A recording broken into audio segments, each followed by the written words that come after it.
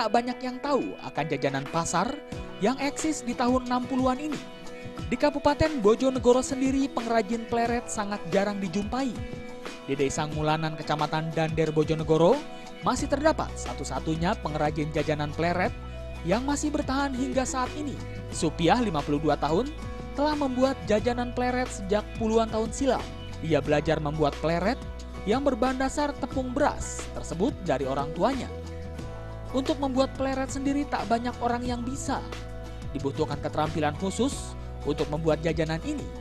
Pada tahun 60-an, jajanan pleret seringkali dipergunakan untuk jajanan ritual wiwit padi yang ditempatkan di tiap sudut sawah atau pada hari-hari tertentu saja, seperti pada acara pernikahan dan acara sunatan.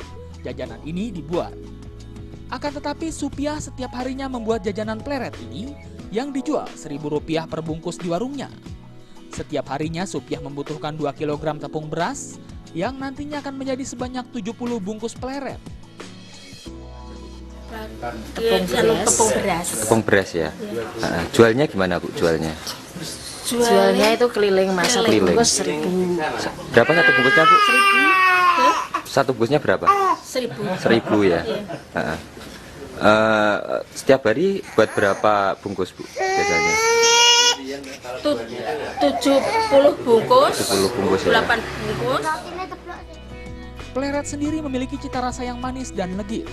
Biasanya pleret seringkali disajikan dengan parutan kelapa yang menambah cita rasa jajanan khas tahun 60-an tersebut. Dalam sehari sebanyak 70 sampai 100 bungkus pleret buatan Supiah selalu habis diburu pembeli. Dari Surabaya, Sumali Malwapati melaporkan.